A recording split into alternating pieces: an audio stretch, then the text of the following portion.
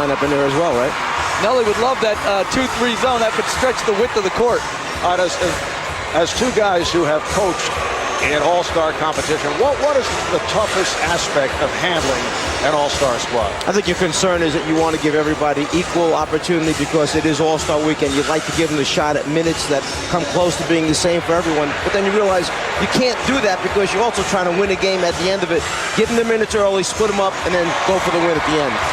It's not only just splitting up the minutes. You don't want to anger anybody you may be seeing down the road in the playoffs. So those non-playoff people, when I did it, they were at the end of the minute line, and I upped everybody else's minutes. All right, Vince Carter and Michael Jordan, a couple of Tar Heel alums. Vince was not well received when he was introduced to the crowd moments ago, even with the announcement prefacing the name Vince Carter that he had given up his starting slot. I'm not sure everybody was ready to hear that little bit that they threw in there all of a sudden after his name. Then the people have recognized now that it will be Michael starting in place of Vince Carter.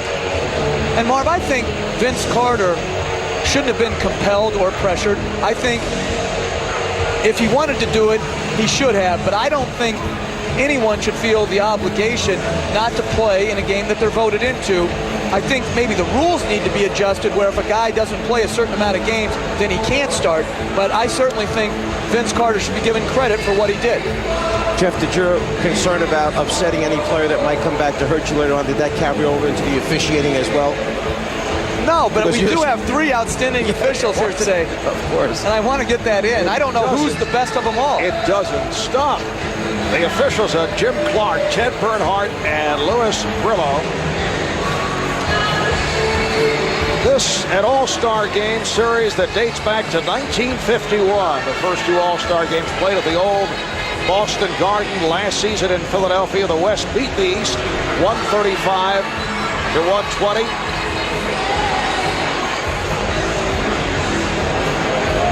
And we're just about set.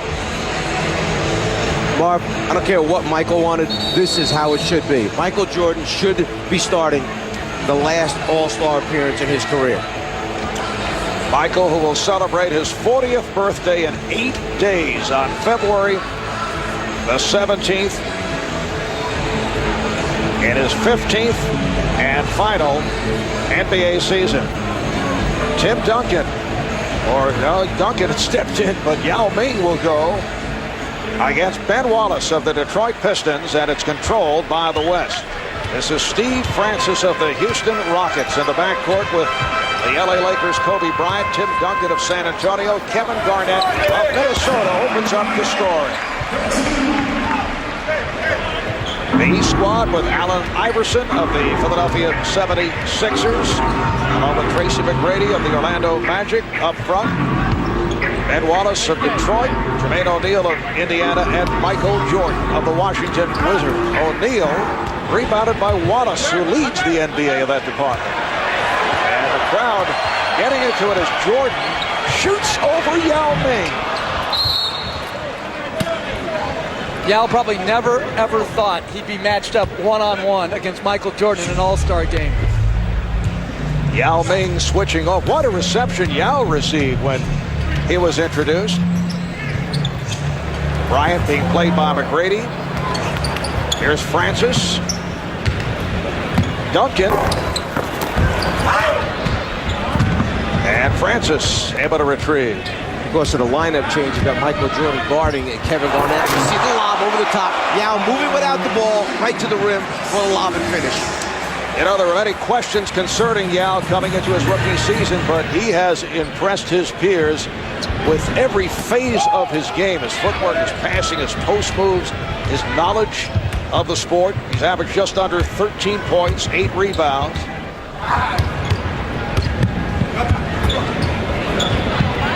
Garnett, yes. And that's what makes Garnett so great. 6'11", he can play 5, 4, 3, and 2.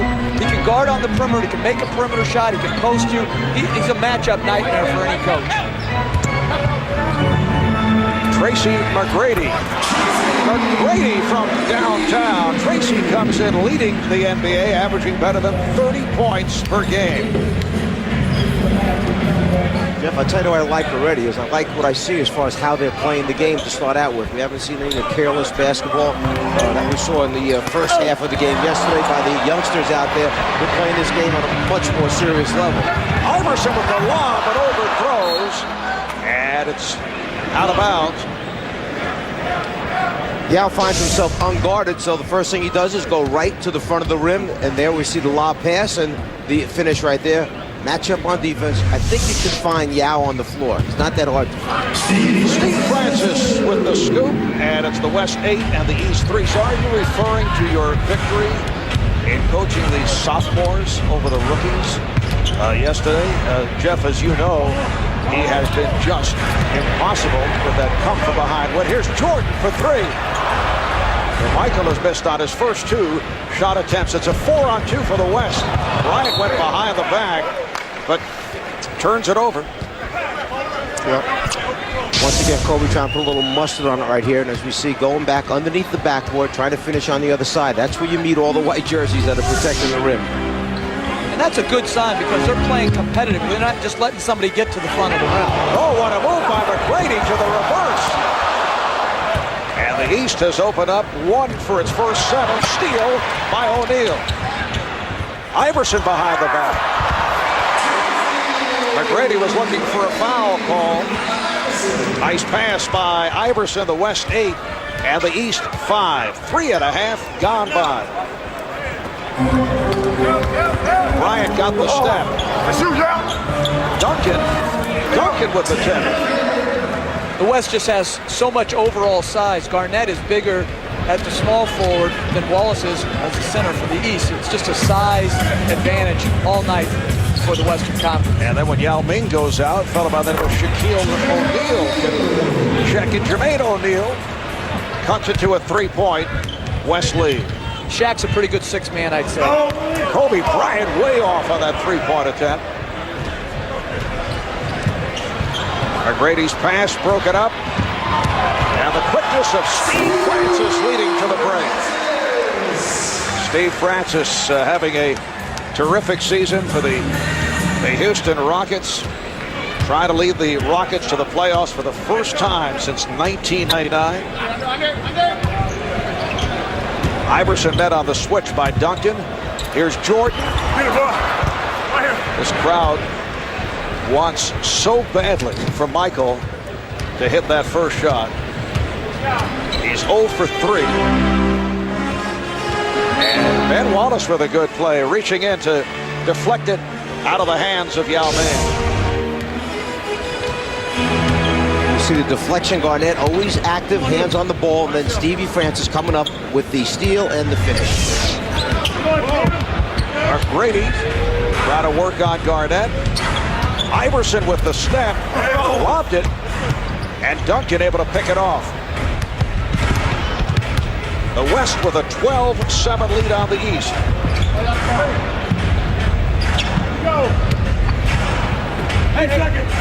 Duncan going glass, and that has been his specialty. And it's good sharing of the ball. 3 or 4 or 5 passes, wide open shot. Duncan is the best of the game at banking the ball off the board. O'Neal, off a series of moves, draws the foul. It's on Duncan.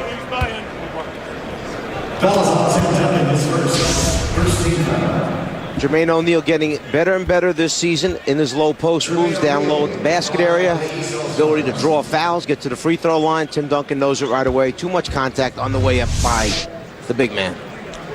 Jermaine O'Neal, a 75% free throw shooter. Named the NBA's most improved player last season. Has that average up to 20 per game, as you see, making his second All-Star appearance. And what a great example for a lot of the young people that have come in early. This young man did not come in and enjoy instant success in the NBA. There were years of frustration sitting on the bench for Jermaine O'Neal in Portland, and it wasn't Portland's fault. They had very good veteran players that were better than him in the league for a while. He sat, became unhappy. The trade was the best thing that happened to him to Indiana, and now by Brad Miller coming over and moves him out of the center spot into the power forward position. Iverson Wallace drew the double. Here's Jordan. Jordan again.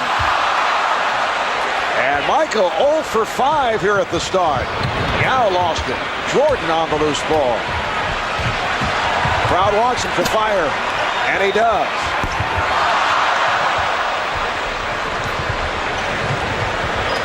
The East able to get back. Wallace breaks it up. And Wallace, the NBA's Defensive Player of the Year last season, but that pass thrown off the mark. And a timeout is being called. Ben Wallace makes a good decision not to go where all the red jerseys are. He finds Michael, who seems to have a wide open lefty layup, and then the follow-up. This is both the frustration right now that the rim just will not open up for Michael.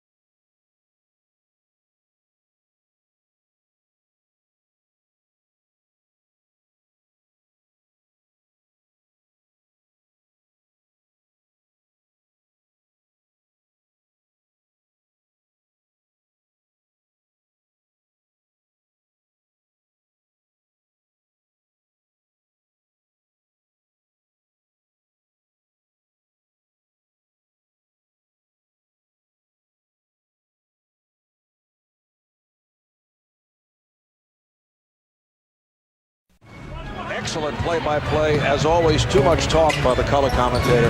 You picked that up right away. It's about 5:45 a.m. in Shanghai. Oh, Wallace is fouled. Nice pass. Allen Iverson has opened up here as a playmaker. Some nifty passing by Iverson, and once again, the East to the line. Allen has a good feel where all the white jerseys are going right, but knowing somebody's back there left. He finds Ben Wallace, and then Kobe trying to get it from behind commits the foul. Ben Wallace at the free throw line has struggled throughout his 7-year NBA career, a 44% foul shooter this season. Ben Wallace of the Detroit Pistons, who have won 4 in a row. They have the 3rd best record in the East. A terrific season for the Pistons. Nice move by Jermaine O'Neal. He actually feels more comfortable many times finishing with his left hand around the basket than he does with his right. It's an unusual thing, but it's something that he has a great strength in using both hands. Kobe Bryant trying to set it up. Here's Kevin Garnett. Rebounded by O'Neal. It's a pretty good looking front line out there for the Western Conference when you think about Garnett, Duncan, and then Yao Ming, the skills of Yao Ming. And then you talk about skills. How about Tim Duncan? And there's Ben Wallace just missing the finish.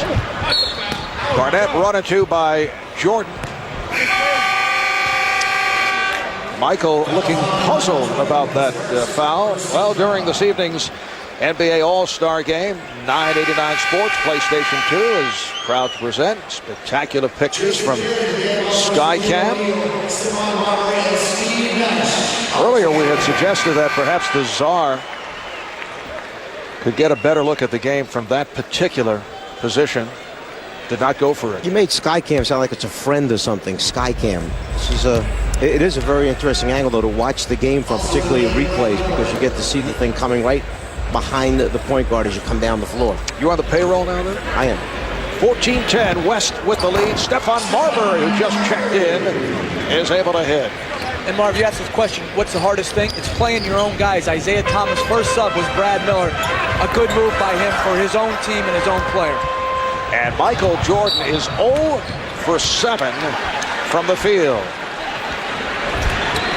Jamie Foxx trying to get into the action as Jason Kidd looked at him and laughed. We have participatory fans here in Atlanta. The Jason Kidd of the New Jersey Nets, Brad Miller of the Indiana Pacers have checked in. What a move by Iverson to set it up for Miller. Brad Miller in his very first All-Star game. Remember, Brad acquired from Chicago last February, that deal involving Jalen Rose and Ron Artest, Ron Mercer, Travis Best. Steve Nash, who just came on, setting it up for Duncan, rejected by O'Neal. And here comes Kidd. Iverson met by Nash. Iverson, yes. Well, let's go back to Brad Miller for a second. When we think about free agents at the end of the season, the first two names become Duncan and Kidd. We see Stephon Marbury bringing it up, giving a little show at the same time there. But think about Indiana's problem at the end of the season. They must re-sign Reggie Miller. Jermaine O'Neal is someone they have to deal with. Then you talk about Michael Jordan finally scoring the basketball. And then Brad Miller, who's had an incredible year as a free agent as well. Stephon Marbury, the former Net, acquired in the deal for Jason Kidd, and they're matched up against each other. O'Neal not able to handle the lob pass. And a timeout has been called with the East coming from behind to tie the West at 16. After going over 7, Michael finally breaks the ice and is 1 for 8. And Jermaine O'Neal, what a great block on Tim Duncan, who's just about ready to throw it down.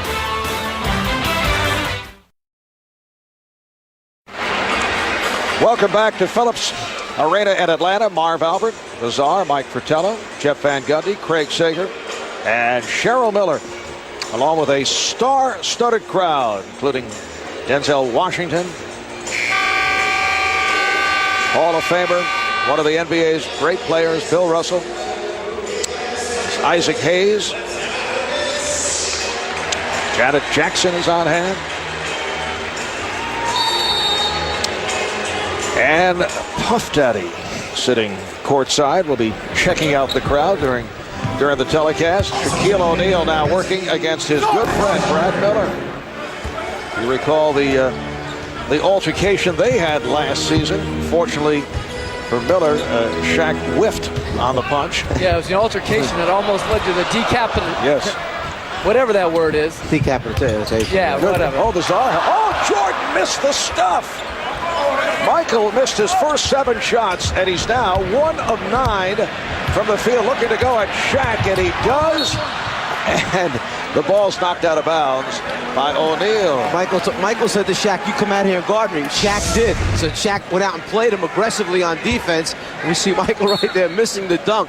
But Shaq played him pretty well. And then when it went off his foot, Michael said, "Okay, come and do it again." Now Sean Marion of the Phoenix Suns, who just came on, is guarding Jordan. Michael hits the jumper, and he just said, "About time." Well, he was in much better rhythm there, going off the dribble on a hard pull-up instead of easing into open shots. 8-0 run by the East. Marion had it knocked away. Nice play by Jason Kidd. Dirk Nowitzki of the Dallas Mavericks, who is certainly among the MVP candidates, has checked in for the first time. Nowitzki is up front with O'Neal and Marion. Marbury shooting the 3 and kept alive by Nash. Minute 25 remaining in this first quarter. And the East is playing very small. Vince Carter's playing at the power forward here. Brad Miller at the center, a very small team. Nowitzki. And last touch by O'Neal. Brad Miller right now is looking around saying, where's the help going to come from as far as rebounding goes? You got to get 5 white jerseys on the glass. And a look at the unit on the floor. Michael Jordan now will sit down. And here's the applause. Paul Pierce checks back in. This is not what Michael had in mind, though. A surprise starter at the last instant. Vince Carter saying, "Take my spot," although Vince had objected early on and felt that, well, the fans had voted him in. It would be unfair to the fans. Nice play. Jason Kidd able to score. So obviously there was a degree of pressure placed on Carter, and Michael did start, but only 2 of 10 from the field. Here's the double on O'Neal. And a little traveling. No call made. Here's the lob. Iverson fields it, gets it back to Kidd. Miller is fouled. Hacked by Nowitzki. Well, they've got to remember now, when they throw lobs and lead passes, everybody might be a half a step slow in this game because there have been a few activities around town over the last 2 or 3 nights. If players ever kept track of the lob efficiency, they would be surprised how few are completed, particularly when you're not playing with those guys on a regular basis and have timing down. You know, I've had so many of the older players, guys beyond their playing days, and I say to me, why the lob passes now? Why so many of the lob passes? Well, back then there weren't that many guys who could go up and catch him and finish him, but they're right. You can keep this game very simple and still be very effective in it by throwing bounce passes or chest passes. Good play by Pierce, leading to this. Iverson. Oh, and he blows the layup. Iverson again.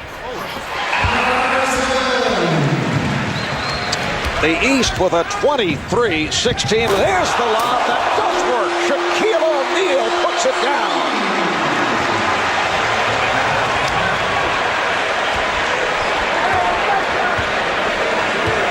And that's why they continue to lob. And throwing to him, that's a good idea.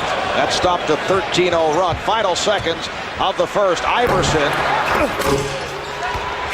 And O'Neal fires one. So that is the end of the first quarter. The East coming from behind with that 13-0 spurt.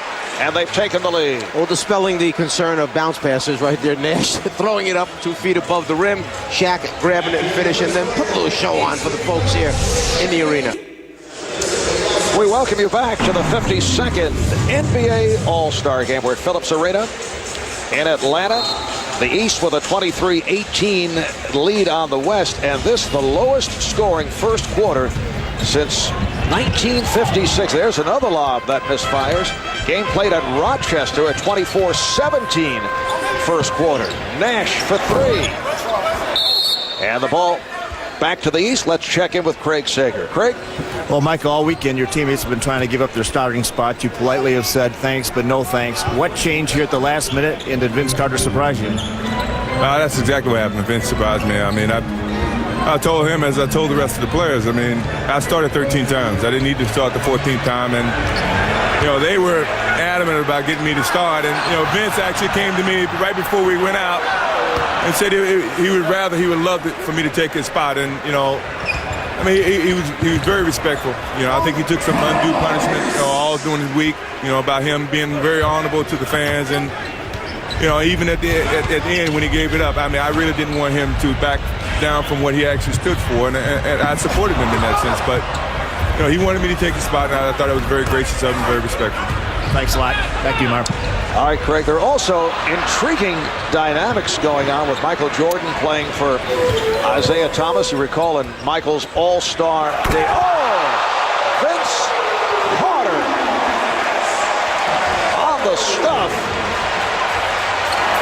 And once again the lob, and Sean Marion does it with the reverse. You recall Michael's All-Star debut back in 1985. Isaiah reportedly encouraged teammates to freeze out Michael to keep the ball away from him.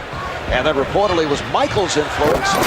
Dirk Nowitzki is able to score. It was Michael influencing the decision that kept Isaiah off the Dream Team in Barcelona in 1992. And of course, over the years, it's been a very fierce rivalry. There has been a degree of tension there. And the scoring is picked up. Once again, it's Nowitzki, and the East now leads 27-24. The score is picked up, but the intensity is not the same as it was during that first quarter. This group has come out. They're playing a different kind of basketball, a wide-open basketball. There are not many shots being contested right now.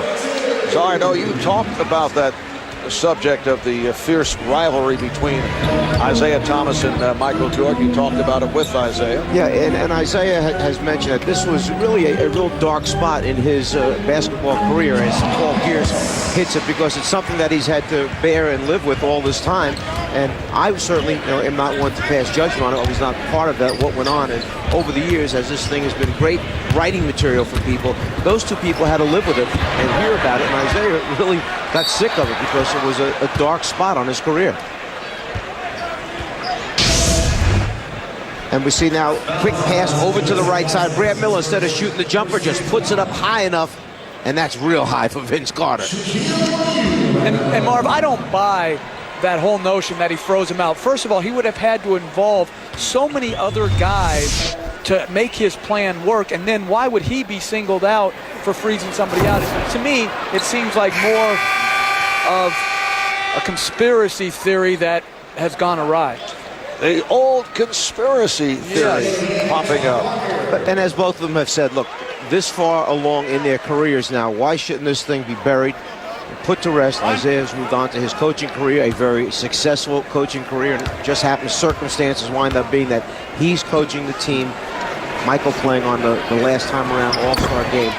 Bury that whole thing and move on from there. Isaiah was, believe me, he was a force behind this Eastern team doing something to honor Michael here. Nice pass on the back door, but Pierce throws it out to Ilgauskas. 3 minutes gone by. In the second, the East up by 2. They had a 13-0 run back in the first quarter to take the lead. Marion. And it's Sean Marion once again. Sean Marion of the Phoenix Suns in his first All-Star game. Here's Pierce. Nash and Marbury in the backcourt. Marion able to chase it down, and Nowitzki hits the three.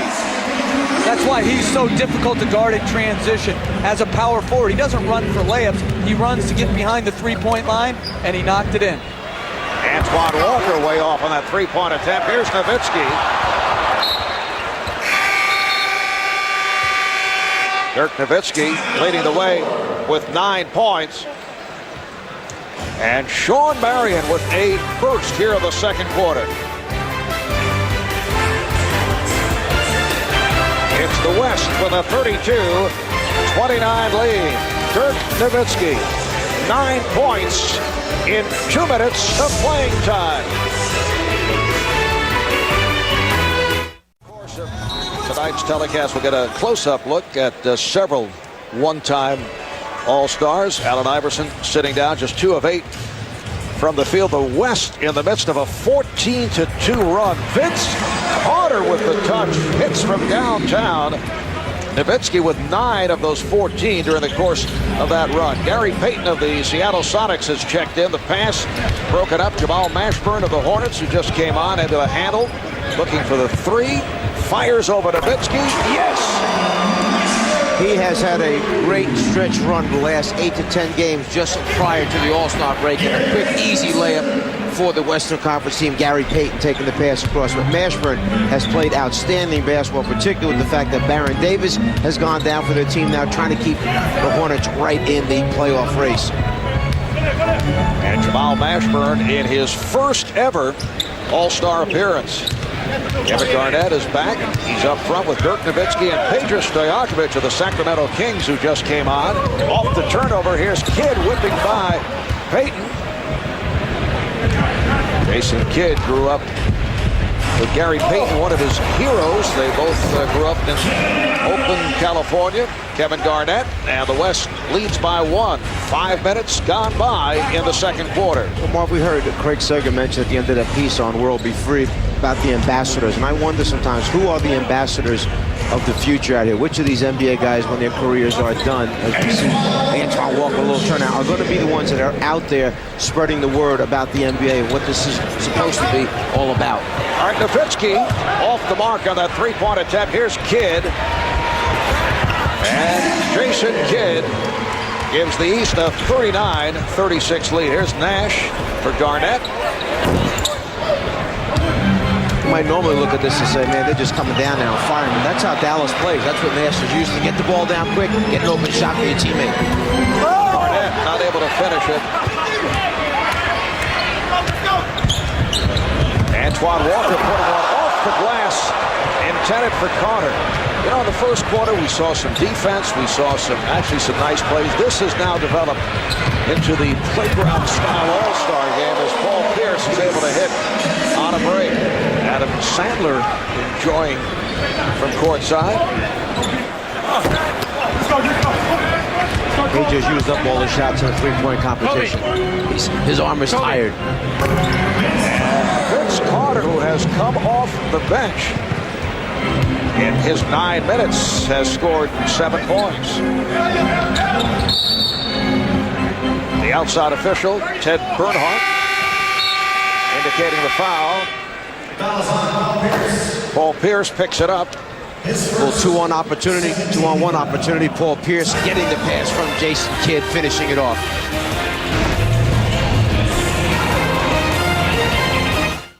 Huge fundraiser at Evander's home. Only about 37 rooms in his mansion. And the human highlight film, Dominique Wilkins, who I believe has been at every conceivable function this All-Star weekend. You know what? There's one of the ambassadors. Dominique Wilkins, Magic Johnson, and our own Charles Barker. They have been the greatest ambassadors. They have been all over this city running all kinds of events and trying to get as much as they possibly can in every second of each day. And Marv, charging for some admission sometimes. Well, they run these parties at night, but believe me, forget the parties at night. The other stuff they've done all day long is it's been really tiresome for them because they have been asked to be all over, and they have certainly responded. So, are you doing public relations on the side? No, I'm just being honest about that ambassador thing because I think they do a very, very important job for our NBA. All right, here's Kobe Bryant from downtown. And for Kobe, his first field goal coming up on 5 minutes remaining. And the first half, the East up by 4. Paul Pierce, Antoine Walker, Jamal Mashburn, Vince Carter, Michael Jordan on the floor for the East. Michael played the first 11 minutes, went only 2 of 10 from the field. Pierce off the pick. And Bryant gets it back. Garnett. Oh my goodness, a bounce pass from Kobe that led to a dunk by Kevin Garnett. It can be done the simple way. And what's changed on the break defensively is in the first quarter, people were going up to contest the shot at the basket. Now they're just letting people finish. Vince Carter should have made a play.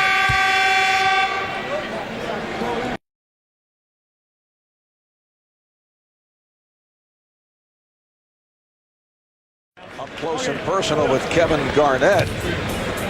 Garnett with 8 points now in his 13 minutes of play. Walker being guarded by Duncan. Antoine Walker, who leads the NBA in three-point shots attempted and made, did not have a good time last night, though, at the three-point competition in the skills won by Peja Stojakovic of the Kings. Let's check in with Cheryl Miller. Cheryl? Thanks a lot, Marv. I'm joined by the son, Sean Marion. Sean, I know this is your first All-Star game, but with that last reverse dunk, you didn't look nervous. Oh, no, it's crazy, but I'm enjoying myself, man. It's all for the fans. I'm just having fun right now. How good was it to see Michael Jordan in the starting lineup? Oh, it's great. It's great. You know, he did his first jumper on me, though. I ain't like that, though, but it's cool, though. We just out there having fun. Everybody just having laughs, man. Everybody turning over a little bit too much, but other than that, we playing ball and having fun. All right, thanks a lot, Sean. Let's send it back to you, Marv.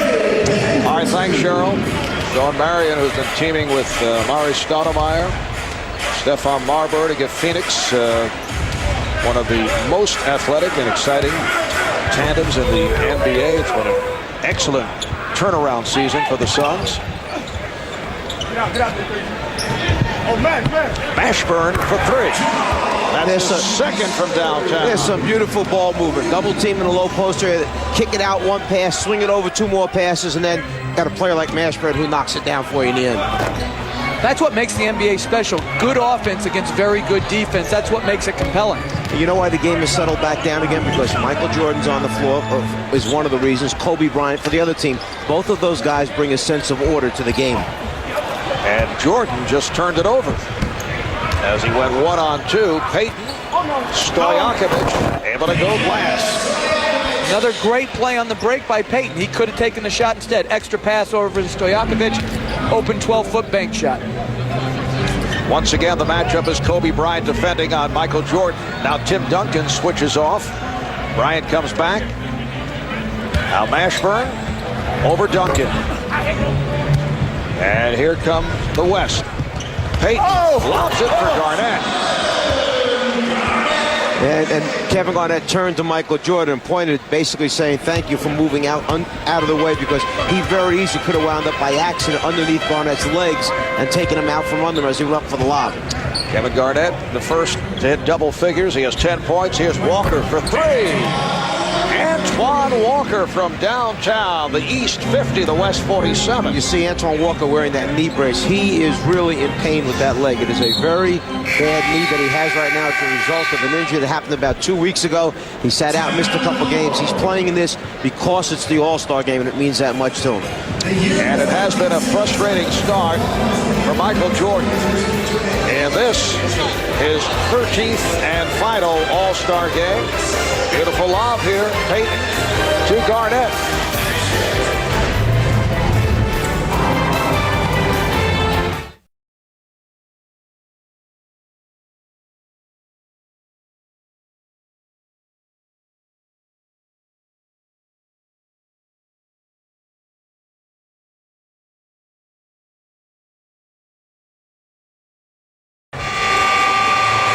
Well, we have our microphones all over the court. Time to time during the telecast, we'll be listening in on some of the verbiage. And Jeff, you said we might see it. And here it is. Yao Ming, Shaquille O'Neal on the floor at the same time. And they're trying to play the largest 2-3 zone of all time. However, you may only get one shot against this zone. That's it. One shot now. Steve Francis is the only, quote, little man because Garnett and Duncan are also on the floor with O'Neal and Yao. And the Eastern team came back and played their version of the zone defense at that end. Just under 2 minutes remaining in the first half. Yao Ming throws the lob for Shaquille O'Neal. And here comes Jordan with Garnett back. Michael Jordan with his third field goal. He has 6 points. He now has 248 points in his All-Star career. That moves him past Oscar Robertson into second place. Kevin Garnett shows the touch. Jordan now 4 points away from passing Kareem Abdul-Jabbar for the #1 spot in all-time All-Star scoring. Pierce coming up on a minute remaining in the half. Duncan. That was some pass by Steve Francis. Forget about the finish. The finish was easy. The pass Easy. was right there at the rim. And he took it off the dribble and flipped it underhanded. I'm not sure it wouldn't have gone in if he hadn't touched it. The East up by 1. Yao Ming being guarded by Antoine Walker. Here's Shaquille O'Neal just backing his way on Paul Pierce, saying, get out of here. That's a pretty good high-low look when you go from 7-5 to 7-1. Walker way off on that three-point attempt. Garnett is ahead of the field.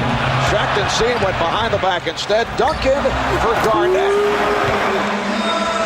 Big ball seems to be dominating out here at the moment. So the West up by 3. Kevin Garnett is the high point man with 14. May not have been since LSU when Stanley Roberts was a starting center that Shaquille O'Neal's a power forward and matching up against Michael Jordan.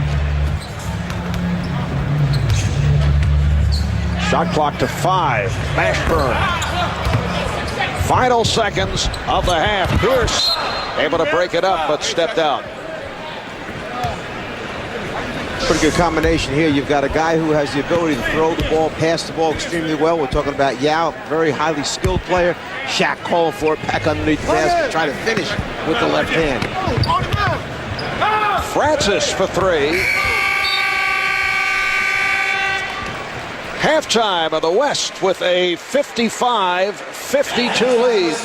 The West shooting 54%, 26 of 48. And the East at 37%. Let's go to Craig.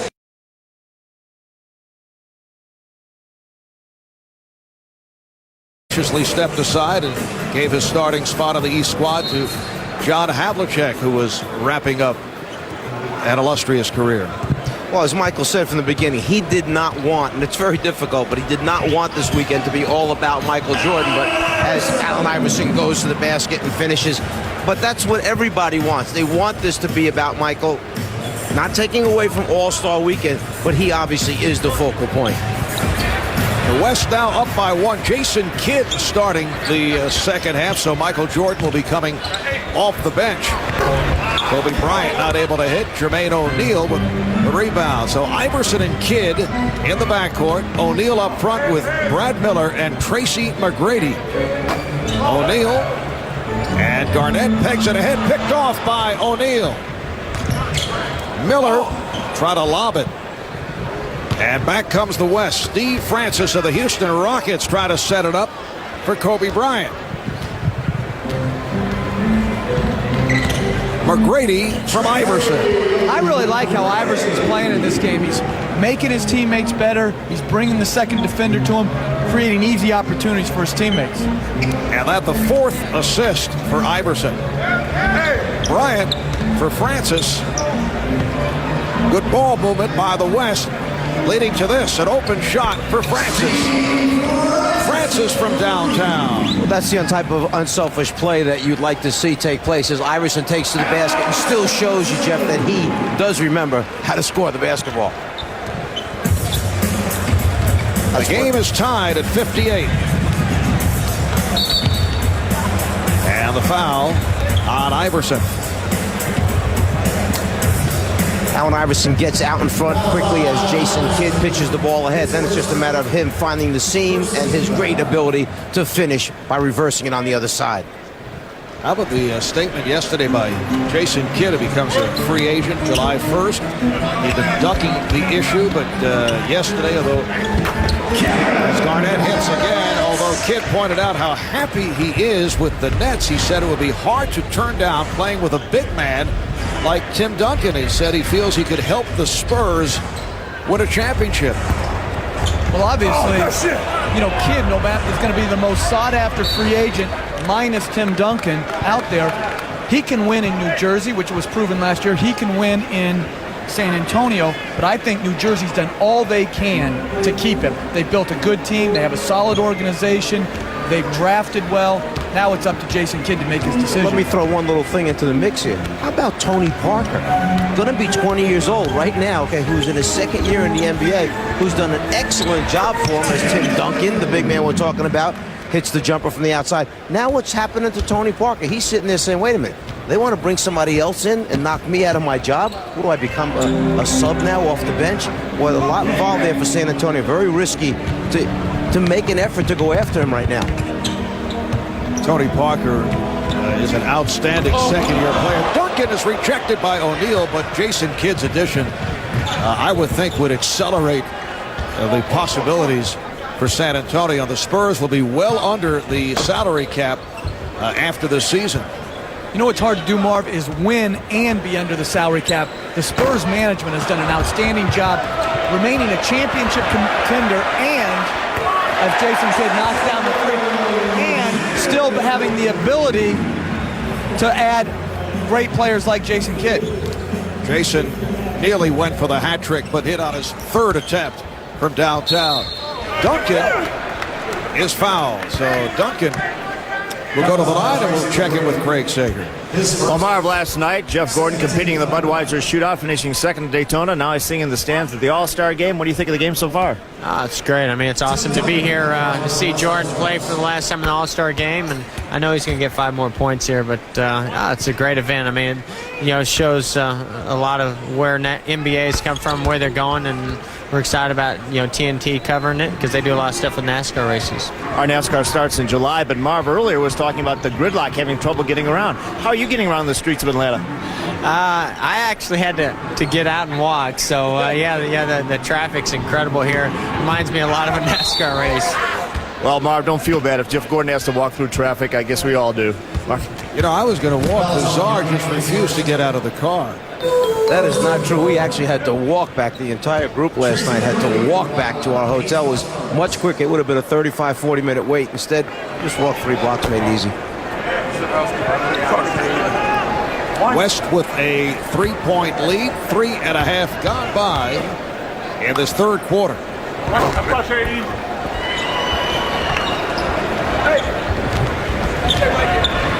Steve Francis being played now by Allen Iverson, getting the pick from his team, Yao Ming.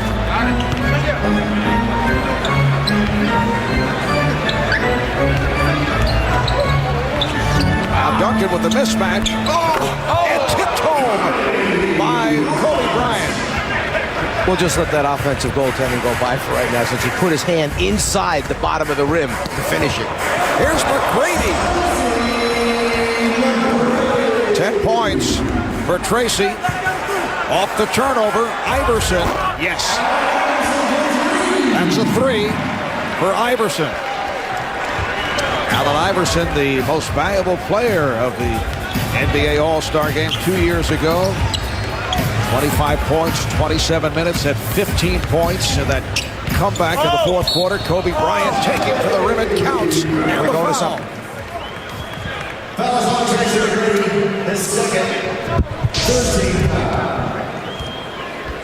Duncan finding Jason right behind him, finished off by Kobe, and then Kobe staying with it, finishing with the left hand.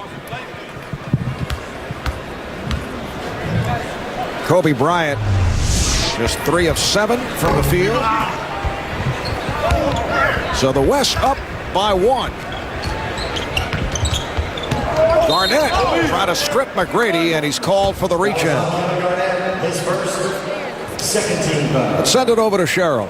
Thanks a lot, Marv. Well, Shaq, a week from Tuesday, it's going to be Yao Ming and Shaq Part 2. What's it been like to play with him, as far as, with him instead of against them? He's a very nice guy. I met his family yesterday. It's a beautiful family. He's a very honorable person. He's good for the game. I'm glad he's here. How talented do you think he can eventually be? Very talented. He has a lot of great fundamental skills. He runs the court well. He plays like a big man. He's a shot blocker. So when are we going to see you lob to him? Well, in order for us to, go against a shot blocker, you have to take it to him, and that's my game. So, I look to, do the same thing I've been doing for the last 10 years. I'm talking about in the All-Star game. I want to see a lob. Yeah. I'm sorry. See, well, you and them standard answers. Exactly. Yeah, I'm sorry. I'm sorry. So when are we going to see the lob? Next time I get on a break, I'll throw a lob, maybe. All right, thanks a lot, Shaq. Let's go back to you, Marv. Shaquille O'Neal of the Los Angeles Lakers, who have won 5 in a row, 13 of their last 17.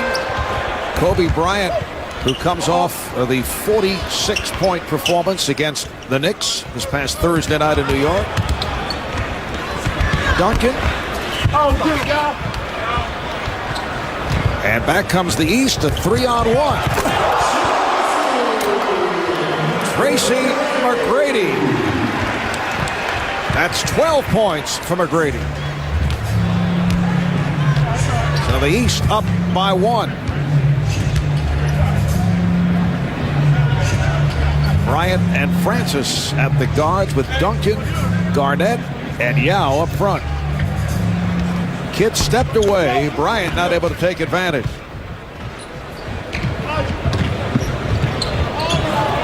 Brad Miller able to finish. Nice setup from Allen Iverson. He's not a household name, but he runs the floor extremely well in transition. Him and Jermaine O'Neal can really run the floor. He was on a nice receiving end of a good fast break pass. Meanwhile, we have Kevin Garnett just having an outstanding game. 9 for 15 from the floor, 18 points, 7 rebounds in 25 minutes. Oh, what a pass! And Tim Duncan is able to finish. 6 assists for Francis, and the West with a 74-73 lead. That's 2 passes we've seen Brad Miller try. One a lob and one behind his back, that he should take those, stick them in the suitcase, and not use them ever again. Jason Kidd in the open floor, crossing it over, and McGrady with the strong finish at the end. The Golden State Warriors, and a one-time assistant coach with the Czar. Yes, I was very fortunate. I had not only Don Chaney, Willis Reed, but also Cassie Russell, all as my assistant coaches here with the Atlanta Hawks. And Cassie has an inner peace with himself. Really has some things in mind as Shaq finishes with, oh, the travel is called. It's taken away. No basket for Shaq. I wish you had that inner peace. No, Cassie really does. He has a calmness about him, and going to that college he knew would be a challenge. Yet he never was concerned with the fact that it was a small college, art school. He just wanted to coach basketball and help young people develop. Jeff, do you find the Czar very philosophical here tonight? He really is. It's a different side, a lighter side to the Czar, and I think it's a very nice touch that he's adding here, where he's just sticking up for everyone that he was ever associated with the Atlanta Hawks. Yeah, there's a public relations theme going here right from the start. It's amazing what one win can do for you in the sophomore game. All right, Tracy McGrady at the line. Michael Jordan is back on the floor. And a look at the national TV NBA schedule. Wednesday on ESPN, Dallas and Milwaukee. Thursday on TNT, Orlando, Detroit, and Boston, Portland. And then Sunday, 1 o'clock game on ABC, the Philadelphia 76ers and the New Jersey Nets. The red hot Portland Trailblazers. How about them right now? Are they playing outstanding basketball? They are right up at the top there in the Western Conference. Oh, beautiful pass. The backdoor toss from Shaquille O'Neal to his teammate Kobe Bryant. And O'Neal's an underrated low-post passer. He's really improved that from the first time he's come in the league. He's a great passer, particularly against double teams, creating open shots for all Lakers. Here's Jordan, rejected by O'Neal. And you can hear the reaction from the crowd. They were not happy. Foul is called on Duncan. Michael, as you mentioned, just a few points away of taking over the all-time leadership. It looks like he's going to be able to get two of them right here, but Shaq goes up and says, not getting it over the top of me. And then the quick little bounce pass to the cutter down the lane. Shaquille, as you mentioned, a very good interior passer. Jermaine O'Neal has tied the game at 76. Michael is now 3 for 13 from the field. And that was the first block shot by the West. Well, not to change direction, but as you look at some of the footwear on the players tonight, they remind me of some of the cars that you see with the metallic finishes on them. You got these high finish sneaks on tonight. Blues and golds and orange and purple. Right there. Just getting back to the game. Bryant with the pass to O'Neal. And the West up by 1. That's the 12th lead change in this third quarter. You're likely talking about metallic finishes, I can tell. Tracy McGrady. Though the worst shoes, though, I have voting for Yao with the powder blue low cut. Non-metallic finish, that's still okay. There you go. There's Yao. And there's powder blues, a little Carolina. Maybe he's showing respect to Michael Jordan that he wore the Carolina blues tonight. That could be it. Inside, the power. He wants to tear that one down right there. And as he runs back down, Kobe sticks out his hand to give him a 5. Shaq ignores. He says to his teammate, not right now, just leave me alone. Michael Jordan able to hit the fadeaway over Gary Payton. So Jordan with 8 points is now 2 away from passing Kareem as the all-time all-star scorer. Tim Duncan right back. The East up by 1. Stephon Marbury of the Phoenix Suns checking back into the lineup. And both clubs are on fire. Tracy McGrady from downtown. 19 points for McGrady. Brady with 14 of his 19 here in the third. Here's Marion for 3.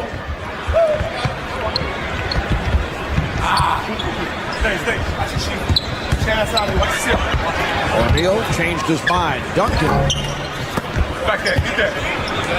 And another offensive rebound for the West. Finally, Jermaine O'Neal able to get to the ball. Here's Jordan hit on the reach-in by Payton.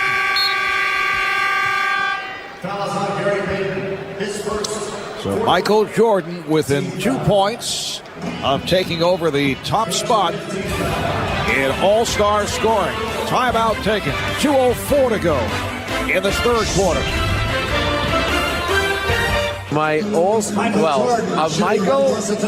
It was actually, it's interesting. There were so many. I mean it sincerely. I was. Pick one. I don't have a favorite one. I just so much enjoy having him around. What has he meant to the league? I tell you that he really does inspire the younger players. You saw it out there. They love him. He shows them how to compete and he shows them how intensively you have to work hard. He's been great for us. Hey, congratulations on a great weekend once again. You know, thank you. And Michael's like, he's the Cheryl Miller of the NBA. You know, I tell that to everybody. Marv? That is high praise. And Michael Jordan with his 10th point, so he has now passed by Kareem Abdul-Jabbar, and he is the all-time all-star scorer. Incidentally, the commissioner has been on a media tour today. Gary Payton. And the East up by 4. Commissioner's been in demand. I think he's made appearances on every outlet except the Food Channel. He has made the rounds. McGrady from downtown. And the East with a 7-point advantage. One of the things that he's accomplished is we may be getting, from what I understand, Marv, reportedly that some changes in the playoff format coming up at the end of this season. It has to only be approved by the Players Association. They will expand the first round to a best of 7. I don't think the Lakers mind that at all. Well, there are many that feel that this is a big advantage for the Los Angeles Lakers. Like you, Jeff? Well, I think that certainly the 7-game series favors the better team. And the Lakers this year will be a lower-seeded team, but they'll have the advantage going in the first round. All right, here's Stojakovic for the rainbow 3. And the foul called by Louis Grillo. Ben Wallace picks it up. Speaking of media outlets, yes, the commissioner did spend some time earlier with CNN's Wolf Blitzer. CNN's late edition. East over the limit, and Stephon Marbury at the line. And what a dramatic bounce back it has been for Stephon. Last year's subpar season, and having a career year in revitalizing the Phoenix Suns. And in a certain sense, this finally is an opportunity for Stephon Marbury to get rid of some of the criticism that took place, whereby look, let's face it, when he left Minnesota, it was a huge blow at his party, went to New Jersey, they could not win there, and now finally being able to turn the team into a winning team is a big plus for this young man. He said he could not tune into the NBA Finals last June until the 4th and final round. Marbury lost it, 4th and final game, I should say, and here is Carter, the crowd looking for they wanted more from Vince. They wanted something out of the slam dunk competition. I'm not sure Vince wanted to do it or give it back to Tracy McGrady on that one.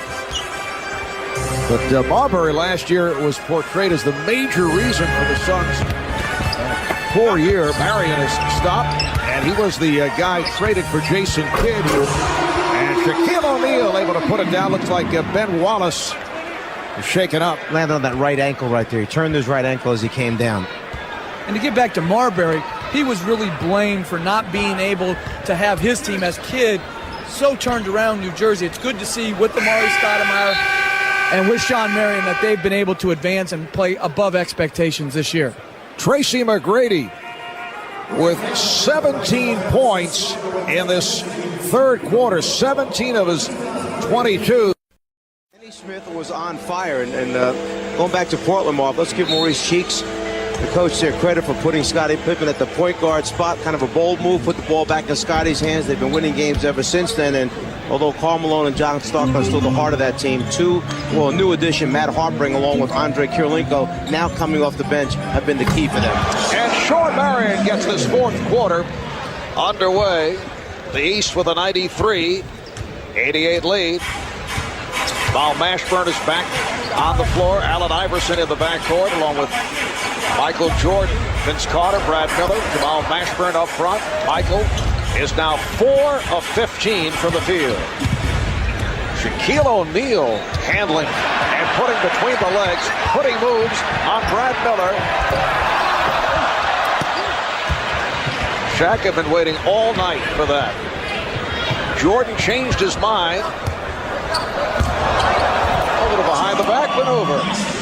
Somehow I don't think Phil Jackson's in Montana right now diagramming wing isolations for Shaquille O'Neal. Well, they say they've tinkered with the offense a little bit in Los Angeles. Maybe that's what they meant. Stojakovic from downtown. Peja Stojakovic, who last night won his second straight ATT shootout, edging out Wesley Person of Memphis for the second straight year. Miller and Stojakovic on it. Finds Marion. Strong move by Sean Marion. Just jumped over the top of Brad Miller that time. Clean look at throwing it down at the front of the ring.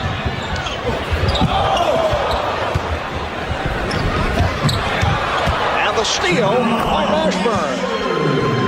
The East up by 4 in the course of tonight's All-Star game. 989 Sports, PlayStation 2, presenting pictures from SkyCap. The angle that we're seeing right here. Shaq.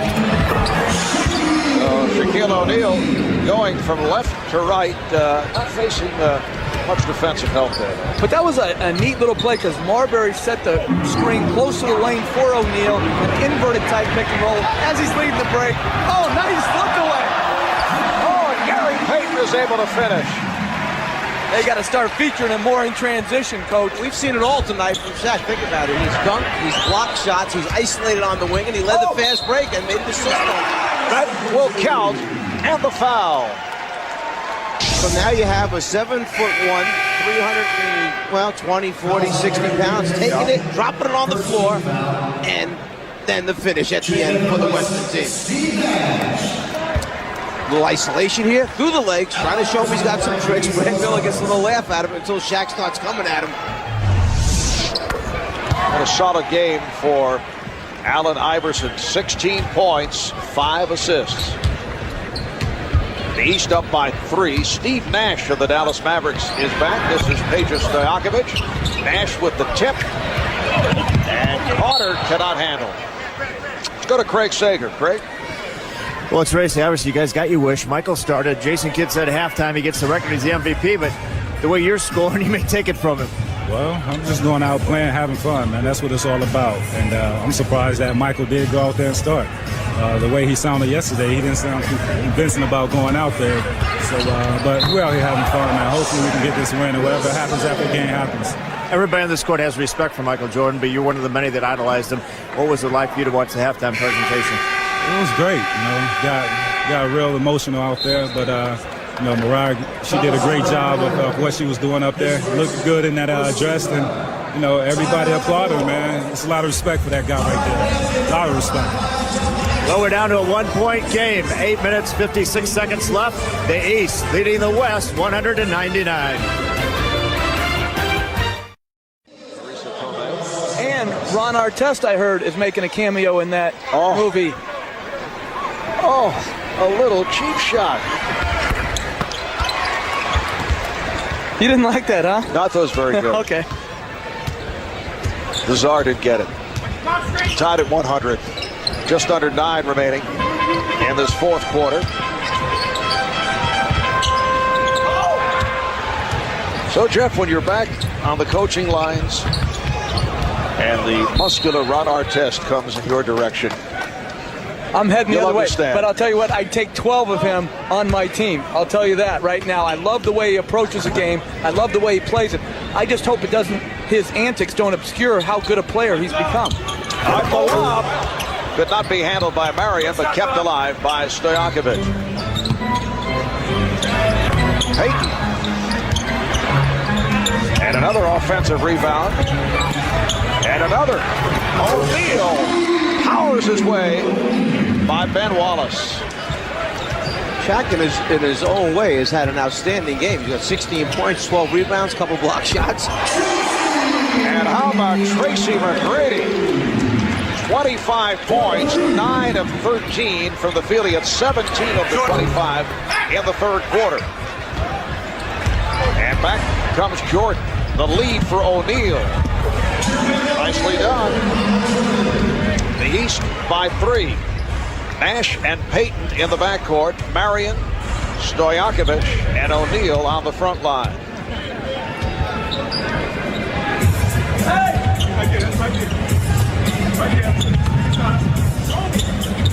Shot clock is down to 5. Here's Nash for 3.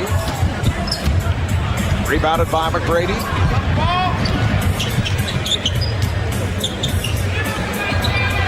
Jordan. Shot has been off. O'Neal. Iverson. Yes. And the East leading 107-102. Allen Iverson makes more tough shots, fading away, falling back, off balance after taking steps to split through two defenders.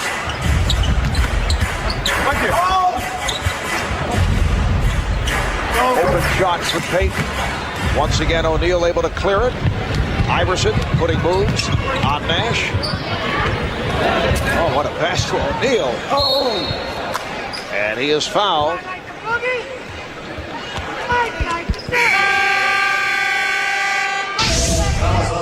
Eastern Conference team realizes that they have to take advantage of every opportunity they can in transition so that they can get some easy scores, easy look at the basket. They get Jermaine O'Neal running on the floor. This time, Pager lays it up. You see Shaq keeping it alive, and then Shaq gets his balance, finishes, knowing he's too strong, too big for Ben Wallace. And substitutions for the West: Dirk Nowitzki, Tim Duncan, Kobe Bryant return. Jermaine O'Neal, who spent 4 years with Portland, bypassed college, became the youngest player ever to play in an NBA game, making his second All-Star appearance. And what a year it's been for Isaiah Thomas and the Indiana Pacers.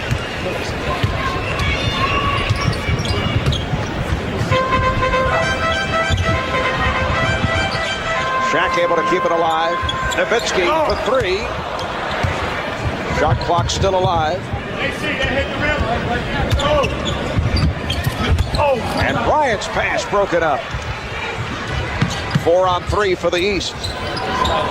Jermaine O'Neal. And Wallace will hustle it down. And Bryant, can he get to the dribble? Yes, he does. Gets it to Nash. It counts. And the foul. What a play by Kobe Bryant to race down that loose ball and handle the dribble. Yeah, he was tightrope walking along the sideline. Then when he saves it, he lands right into a bunch of cameramen down on the baseline. You'll see right here, it winds up landing on top of the camera, saves it. Nash makes the recovery, and then the finish after the foul. So Steve Nash, second best free throw shooter in the NBA behind Allen Houston of the Knicks at 92%. At the line, we'll go over to Cheryl Miller. Thanks a lot, Marv. 13 seasons in the league, 9 times appeared in the All-Star game. Gary Payton, the glove, legendary for his skills. Gary, what happened in the skills challenge yesterday? Sure, I lost you some money, I heard it. You lost me enough. I heard I lost you some money. So what I'm going to do is, I'm sorry, but, I messed up on my chest pad. I should have won it, but it was cool. What's it been like having, Michael Jordan this last season and everything else? Real quickly. Well, it's been great. I mean, it's great for him to go out like this, and we tribute him. He's the greatest basketball player to ever play. All right, thanks a lot, Gary.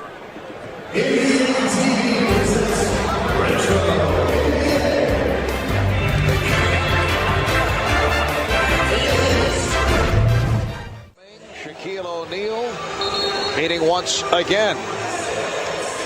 And a look at the Shanghai Sharks, Yao's former teammates. It's 12:42 in the afternoon in Shanghai, China.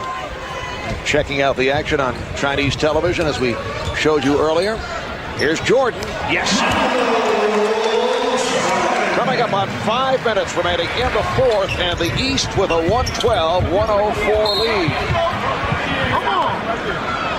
Michael Jordan now 6 of 18, 14 points. Foul is on Bryant. That's his third.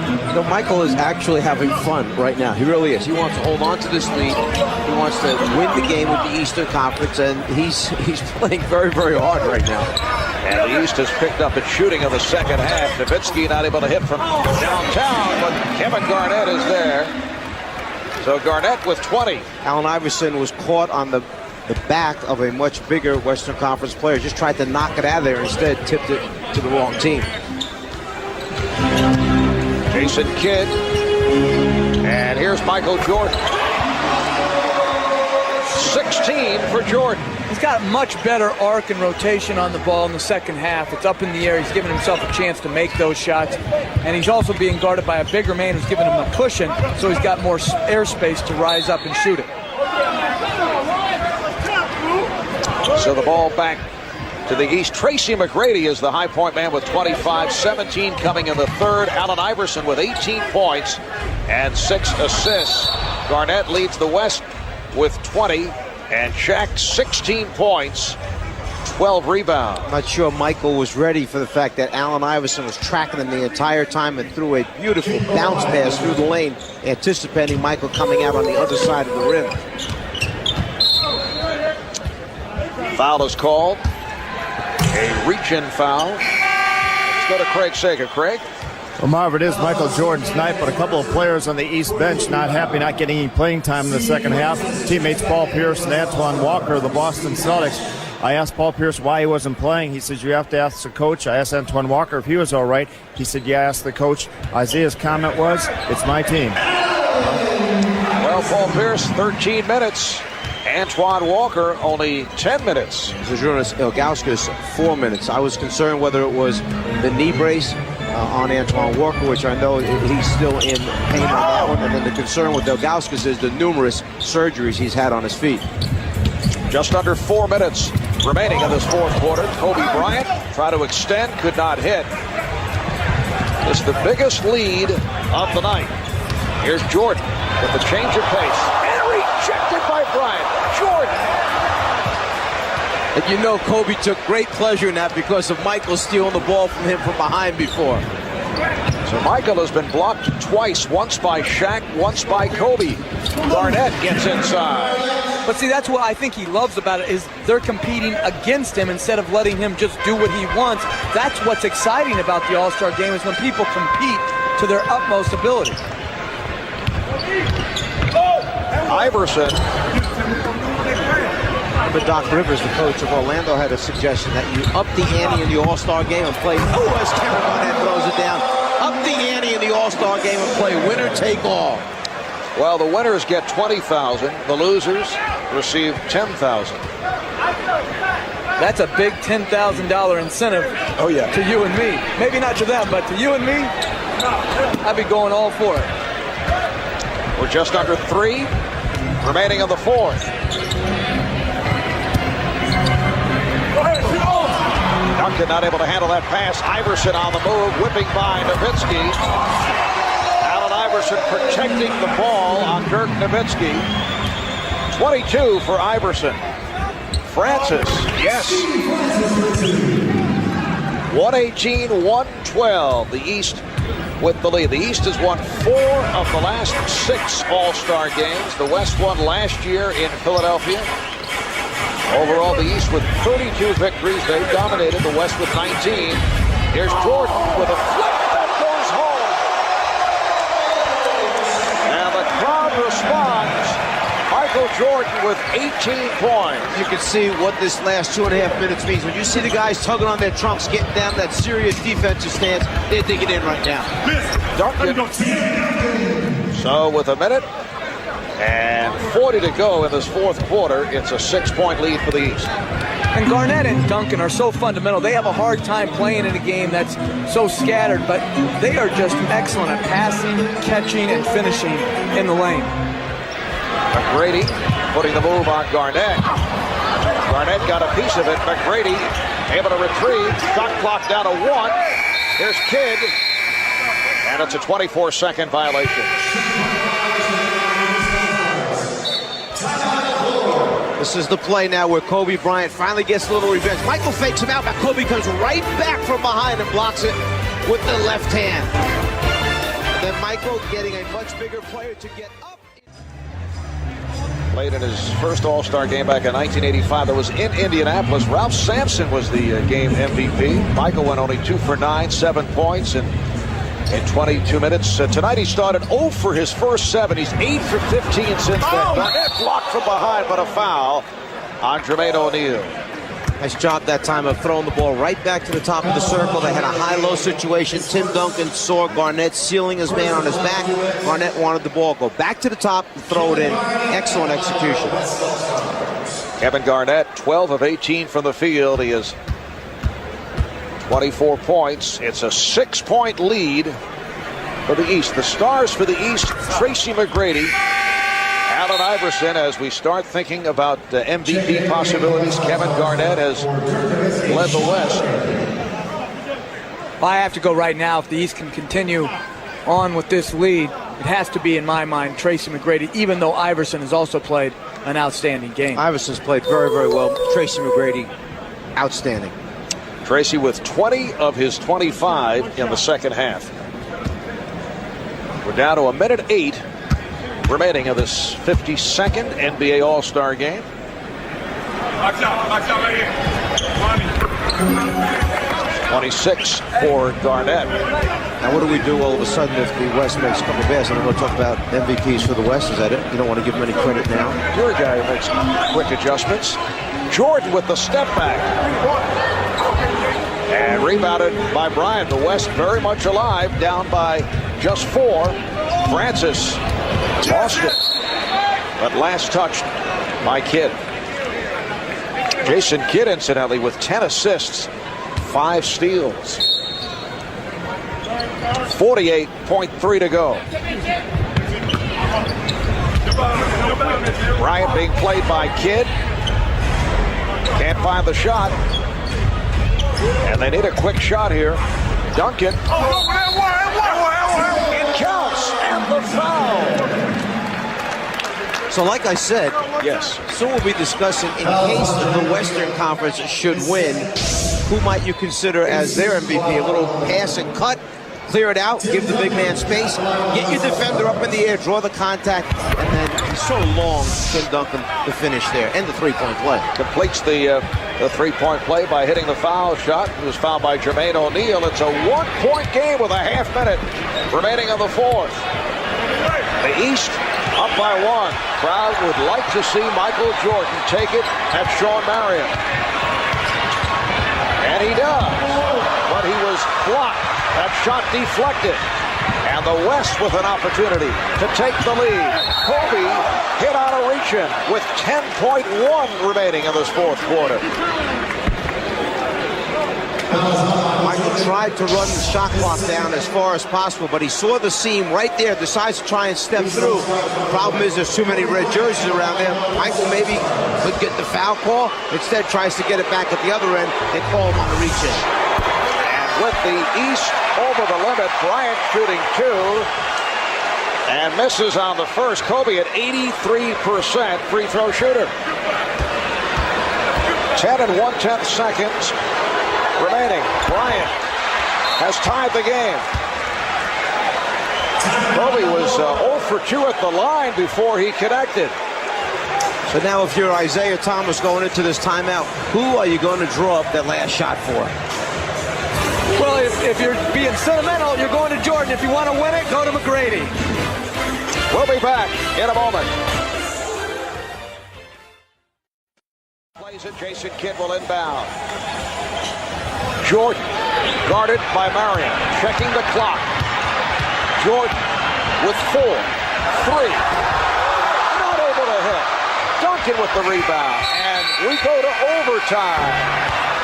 Well, Isaiah certainly gave him the opportunity to be the star at the end of the night. The ball was up on the rim. Michael got a look. He had a tall, active defender on him, which made Michael fade away, fall away just a little bit more than he would have liked to. 12 of his 18 in the second half. Got off to the bad start, missed his first 7 shots, 8 for 25 in his 34 minutes of play. The high point man, Kevin Garnett, with 26 points. And Tracy McGrady leading the East with 25. Allen Iverson has 22.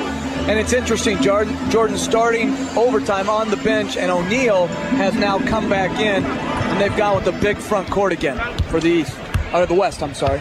Francis and Bryant in the backcourt. Garnett, O'Neal, and Duncan up front. Here's Francis. Steve Francis has given the West a 2-point lead. So the West has come back from a 10-point deficit, and they have scored the last 10 points. Iverson met on the switch by O'Neal. Jermaine O'Neal Iverson skying for missed time, but able to get to it. Iverson wide open.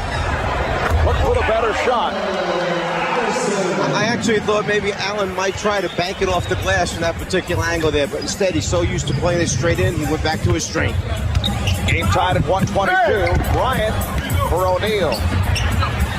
And Shaq is able to line drive it home. Now, for those people who are just tuning in, I think they're seeing the best of the NBA. They're seeing a very competitive game down the stretch, good offense, and most importantly, good defense, so you can tell just how good the offense is. Well, they're serious right here now. This is a different phase of the game after a playground sequence that we saw through the second quarter. The West now leading 124, 122, 3:47 remaining. In overtime, Shaquille O'Neal was called for that foul. Look at the scoring totals. McGrady leading the way for the East with 25. Iverson 24. Garnett with 26 points. Allen Iverson at the line hit the first and has tied the game at 124. This the 6th overtime game in the history of All-Star competition. It's a series that dates back to 1951. Bryant, yes. Bryant's had an outstanding game. That time catches the ball, puts it on the floor, suddenly pulls up and gets a clean look, and we see Allen Iverson come right back with the finish at the other end. Allen Iverson, the MVP of the All-Star game 2 years ago, making a strong bid here tonight. You mentioned the overall game he had been playing while Michael was on the floor. Now Michael goes to the bench. Allen Iverson decides he may have to be the one to be the scorer out there for the East. No, it's on Duncan. And what's so amazing is how well he finishes in traffic at his size.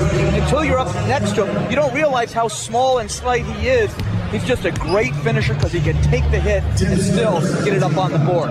Iverson has 29. He scored all 7 East points in the overtime, and Kobe Bryant right back from downtown. The West 129 and the East 127. Iverson for 3. Rebounded by O'Neal. And O'Neal blocked from behind by Kobe Bryant. 21 remaining on the shot clock. Kobe Bryant somehow getting a piece of that shot attempt. All right, here's McGrady. And a foul is called. Foul committed by Shaq. That is his third. And the 13th foul committed by the West. Oh, the steal by Bryant took it out of the hands of Kidd. Kobe Bryant. And Kobe with 7 points here in overtime, plus a huge rejection. 17 in all for Bryant. The West up by 4. Iverson feeling the contact, fouled by Bryant. From the end of regulation time into this overtime, Kobe has been a huge factor here for the Western Conference. He fakes with the left, sticks it in there, and now picks his pocket, comes down at the other end and shows the great finish by bringing it back over his head two-handed. It's his competitive spirit that really separates himself. He competes each game, each practice in the summers to get better, and then right there, he didn't just pick any point guard. He picked the best point guard in the game today in Jason Kidd. And here's Michael Jordan checking back in, replacing Ben Wallace. So Isaiah Thomas is going with a 3-guard set. He has Iverson, Kidd. Jordan would be considered the small forward along with McGrady and O'Neal. And Isaiah Thomas has shortened the rotation here in the second half. He's going for the win. 2.5 remaining in OT. Garnett.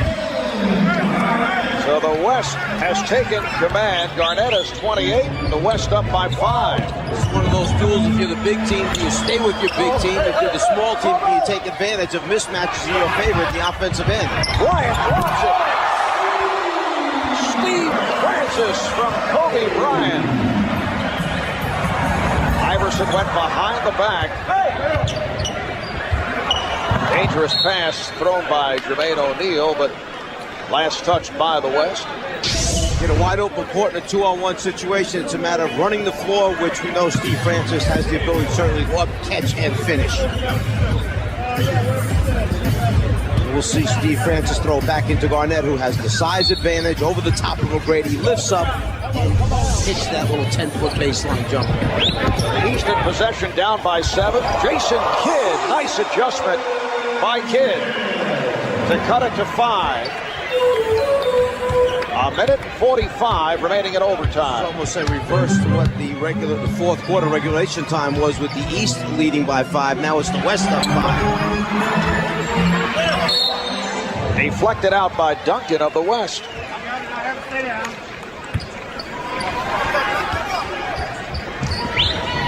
$135-130, the West with the lead after trailing by as many as 10. McGrady, yes. So the West lead is down to 3. Jordan try to steal, kept by Francis. A minute and 15 remaining in overtime. Be a foul Shaq right now, put him on a foul line. Shot clock to 5. Down to 3. Down to 1. Bryant. And a traveling violation is called. Yes, he did, because he knew he had to try and get some space, because he had used up his dribble, and you'll see him hop with both feet, go backwards. Once he picks up the dribble, McGrady stays down on this fake that right there. Kobe wanted to get him up in the air instead. There's the hop, 2 feet, hop backwards, the travel call. Good finish here in Atlanta to this 52nd NBA All-Star game. McGrady in traffic draws the foul with 52 seconds remaining, and Tracy McGrady to the line. And Rick Adelman substituted offense for defense. He put in Sean Marion, took out Tim Duncan to match up specifically with McGrady. McGrady got to the middle of the floor, drew the contact. Tracy McGrady, an 80% free throw shooter. 28 points, 5 rebounds, making 29 for McGrady. And the West now leading by 1. West came from behind, scored the last 8 points in regulation to send the game to overtime. The East had a shot to win it. Michael Jordan was not able to hit. Francis to the crossover, rejected by Jermaine O'Neal. And Jim Clark, the outside official, calls it against the West. It is a loose ball foul. That was a right arm that I think came from Kevin Garnett and knocks Jason Kidd away from the ball he was going after. First, Steve Francis challenges him. I think, actually, Rick Adelman wanted the ball to go to Kobe Garnett. They wanted to play two-man game with Kobe. But then right at the end, there's the right arm that shoves him off. That's where a loose ball foul is called. It is on Garnett. It puts Kidd at the line with the West over the limit. And the game is tied at 135. Jason Kidd, an 84% free throw shooter. It's been a strong game for Kidd. 10 points, 10 assists, 5 steals. So the East has come from behind, and they now lead by 1. An 8-0 run by the Eastern Conference. And a timeout is taken. And they're taking a timeout to try to advance it so they can go 2 for 1, get 2 quality shots. East, though, has scored 8 straight points to take a 1-point lead. And I've been told by our staff there has never been a double overtime game in All-Star play. I think a great ending right now would be if they got the ball into Kobe Bryant. He was matched up with Michael Jordan. One-on-one, you're going to see the next Michael Jordan, okay, having an opportunity to steal this game from the Michael Jordan. I've got to go to Duncan against McGrady or Garnett against whoever's guarding him. They've been the 2 most efficient players. And Garnett is forced to take a timeout, avoiding the 5-second inbounding violation. How about that? How many times do you ever see in an All-Star game a team work that hard at the defensive end that they force the guy inbounding the pass to take another timeout? The defensive intensity has really picked up in overtime, last 8 minutes of regulation. Seconds remaining in overtime. They have the full 24 and get it inbounds. Francis being played by Iverson. The West with the ball down by 1. You take the foul on Shaq right away. And they do. Michael tried to take it. That's what he's pointing at. He tried to take it while he was on the ground. That's what Michael was trying to do. Well, the East had a foul to give. Betting on percentages, he's shooting 60 this year. If he only makes 1 or 2, you get the last shot of the game. 2 out of 3 in tonight's game. Kind of lost the grip as he released it. Well, maybe you can ask for a do-over, Mark. Well, I had a do-over last night in the three-point exactly. competition. Yes. The All-Star game. And there's the head coach of the West, Rick Adelman of the Sacramento Kings. This is his second All-Star coaching appearance in the last 3 years. The Kings at 34-17 at the break. That's the second best record in the West, right behind Dallas. Marv, I thought maybe Isaiah would bring in one more big man to rebound the basketball in case Shaq misses it. Well, he hits 1 of 2, and the game is tied at 1:36. They have the full clock. And apparently there was a problem with the clock. It just stopped. The shot clock should be turned off right now. They can run it all the way down. Well, we're down to 10 seconds remaining in overtime. And Michael has the ball. Again guarded by Sean Marion. The fadeaway. Yes! With 4 and 8/10 seconds remaining, the West takes a timeout.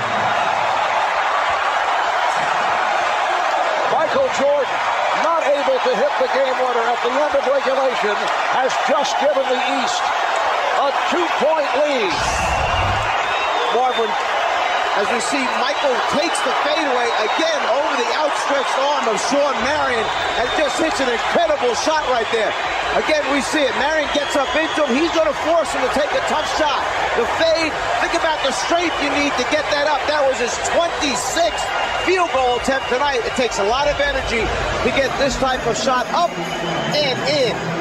And at the end of regulation, the West failed to call timeout so they could advance and take a last shot on Jordan Smith. Here they inbounded the ball instead of taking the timeout. Now it's in the backcourt with no timeouts left and only 3 seconds to go. 36 minutes.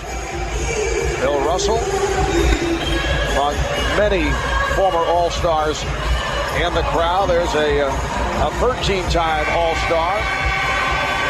3 seconds to go in overtime. Mark, what happened when Jason Kidd came down for the East, he looked up at the clock and was confused for a second. He pointed to the official because he didn't realize when they inbounded there was 23.1 seconds, under 24. So they only turned on one of the clocks, not both of them. Jason thought that there was a problem, so he almost stopped and was pointing to the official, then continued on. He realized what had happened. You know, there was a problem with the clock. It stopped momentarily. However, now 3 seconds remaining. Garnett will inbound. The East up by 2. Wallace applying the pressure on the inbound. It's broken up by Kidd, played by Brown, who fires and is fouled. With 1 second remaining, he was fouled in 3-point territory. He'll have 3 shot attempts. Wow. Jermaine O'Neal looks like from here he runs out, almost a steal by Jason Kidd. Now as Jermaine O'Neal goes for it, right there we see the body contact. It definitely is behind the 3-point line. Not a smart foul by Jermaine O'Neal as Kobe goes to the line with 1 second remaining in overtime. And now the East lead is 1. Kobe Bryant, an 83% free throw shooter. You recall with 10 seconds left in regulation, he missed a free throw. Looking to tie. Doesn't work. And now it comes down to the third shot. Michael Jordan goes over. Try and bother Kobe Bryant. Surprising, Kobe missed at the end of regulation and now missed here. I would have counted him for all 3. Only 1 second left, and he has tied the game. At 1:38, the East will take a timeout. So much for that Michael Jordan possible game winner with 4.8 remaining, but the East will have another opportunity. We'll take a break. We'll be back in Atlanta in a moment.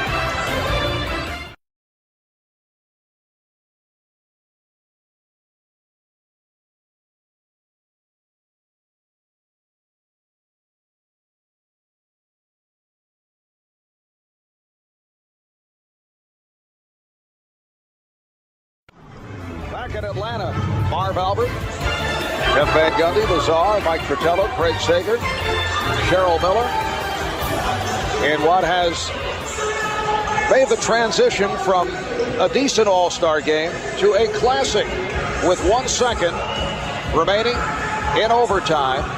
It will be the East in possession. They do have 1 timeout remaining, the West using its final timeout. And Jason Kidd looking for the catch and shoot right here.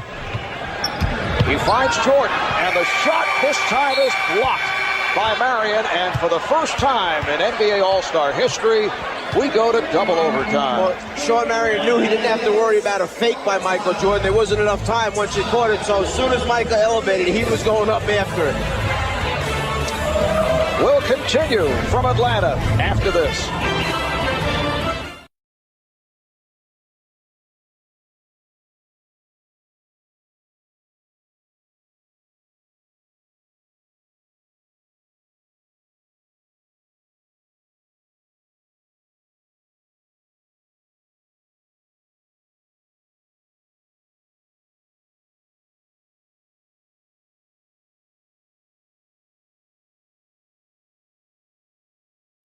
The OT with 4.8 remaining. Michael Jordan going at Sean Marion.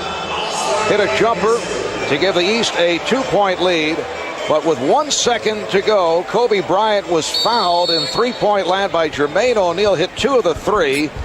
And that puts us at 138 apiece. I don't know if Michael Jordan expected to play 36 minutes plus, but he's been logging the time. Paul Pierce, though, has come on for Michael. Vince Carter is back.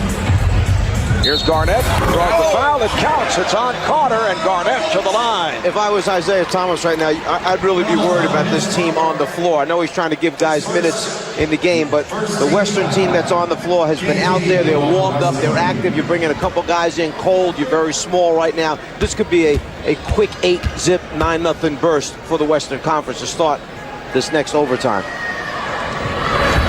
And because there's no power forward on the floor, Garnett or Duncan, whoever Wallace isn't guarding, is going to have an obvious mismatch. Just what happened down there for the three-point play. Garnett scored over Vince Carter. 31 for Garnett. Iverson. Here's Carter. Wallace tried to deflect it. Lands out of bounds, and the ball back to the West. The West up by 3 by virtue of that three-point play by Kevin Garnett. So Kobe Bryant handling it at the point. He and Steve Francis in the backcourt with Garnett, Duncan, and Marion on the front line. Garnett over Carter, taking advantage of the mismatch. Vince Carter has no chance in that matchup. Garnett's 7 feet. He has a high release. They have no double team schemes in. No chance to stop Kevin Garnett down the post. Wild shot by Carter. The West up by 5 with just over 1 minute gone by in the second overtime. West in one stretch had a 7-point lead in the first overtime. They double up on Garnett, forces, and hits. He is on fire. 16 of 22, 35 points. Iverson with the step. Sets it up for Pierce. And Marv, I think Isaiah Thomas just asked Michael Jordan, did he want to go back in? And I think he declined. He's ready to call it a day. Got a lot of minutes. Michael with 36 minutes, 27 shot attempts, 9 for 27. Francis for 3. The West has opened up an 8-point lead with just under 3 minutes to go in the second OT. There's the 10-2 run that I had talked about. Exactly what I had feared because the West was warmed up in this whole thing. Marion with the steal. Kid try to get it back. Here's Bryant for 3. Yes. The West has taken over in the second overtime. They have hit all 5 of their shots. I'm not sure that I would think that I would see the Sacramento staff applauding as hard as they are for Kobe Bryant when he got fouled for the three-pointer and on that shot right there. I think Rick Adelman is nice move by Iverson. It counts in the foul. Rick Adelman is saying, hey, I like having this guy on my side. Well, Kevin Garnett, who has the size advantage over Vince Carter, certainly went to work on him. First steps through to get some space and then shoots it right up over the top of him there. And then they go right back again into the post, clear the side of the floor. They got the other high man Duncan up top. Step back. He's got a lot of room to look over the top of Vince Carter and hits it. Hit the free throw, so the West up 151, 143. Garnett drawing the double team. And now again one-on-one with Carter. Kept alive by Marion. It's been an outstanding night for Sean Marion. 7 rebounds, 4 assists, 8 points for Marion. Here's Francis. And Wallace with the rebound with 1:45.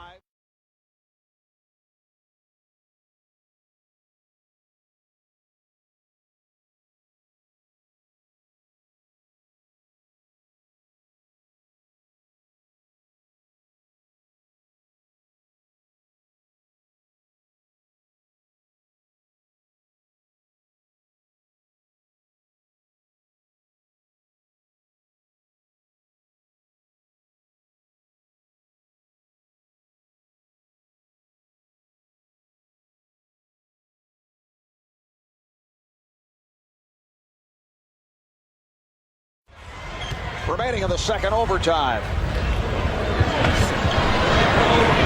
He'll go to the line. Kevin Garnett helping up Allen Iverson. That's 3 on Garnett. Iverson sees the opening, goes to the basket immediately, trying to attack the rim, hoping to get fouled, stop the clock, put points on the board by going to the foul line. 34 points for Iverson, along with 7 assists. 5 rebounds, 7 of 8 at the line. He had that huge game 2 years ago. Certainly one of the better All-Star games. I put this one right alongside it, with the East coming from behind to beat the West. Sparked by Iverson and Marbury. West leading 151-145 with 1 minute remaining in the second overtime.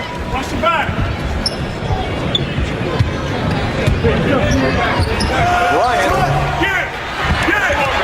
and Duncan able to return it to Kobe. The lob for Garnett.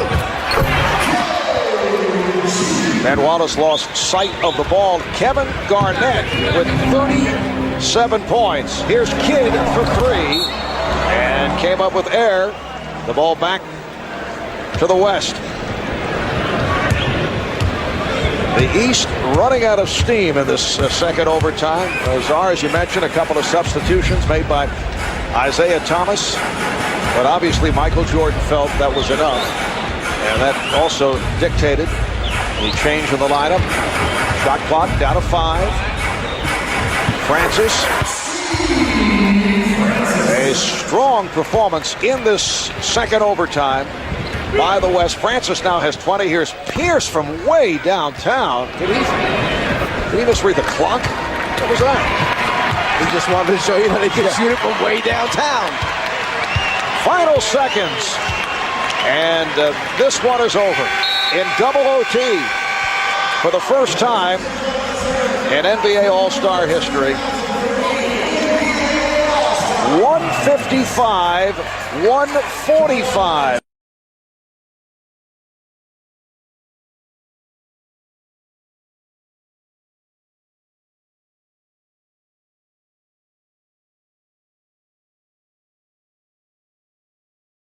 Kevin, there are a lot of things we can talk about in the wake of a game like this, but strictly from a personal standpoint, for you to be added to the list of the legends who have been the MVP of the All-Star game, put that in words for me.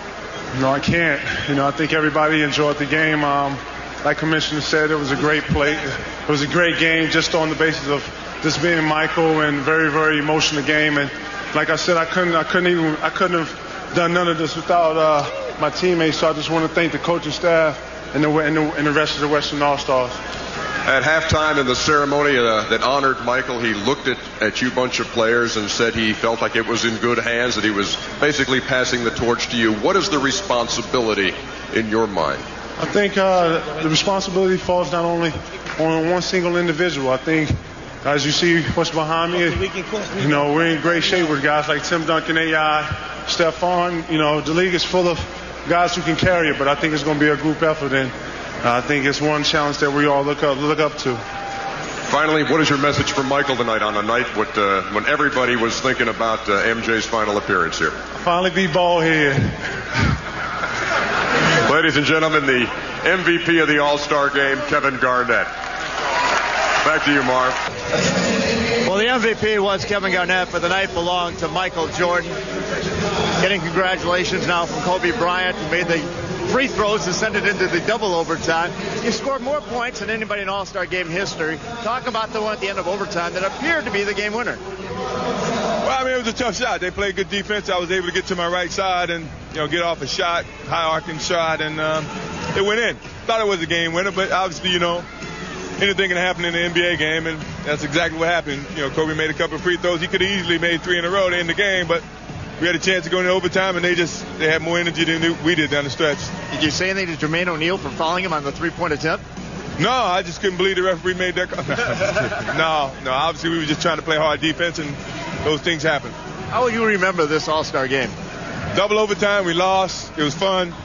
I think I got the chance to enjoy some good young company tonight, and as David Stern said, the NBA is still moving upward, and you can see by the young talent that's playing here, and a lot of talent that's not here. The game's going to be fun to watch for some time, and I look forward to just sitting back and watching and say, I was a part of that group. I was one of the guys who passed it down to those guys, and that's truly a privilege.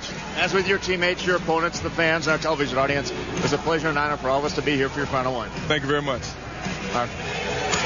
All right, for Michael Jordan in his final All-Star appearance, he concludes as the all-time scoring leader in the history of All-Star play. Again, the final score in a wild one, double overtime. The West 155, the East 145. Stay with us for Cartoon Network's Adult Swim All-Star Extravaganza. Special programming designed for the Czar. Those of you on the West Coast will see Martin Lawrence in Life. All-Star Weekend has been presented by TNC Sports, the home of the NBA playoffs, and exclusive coverage of the 2003 Western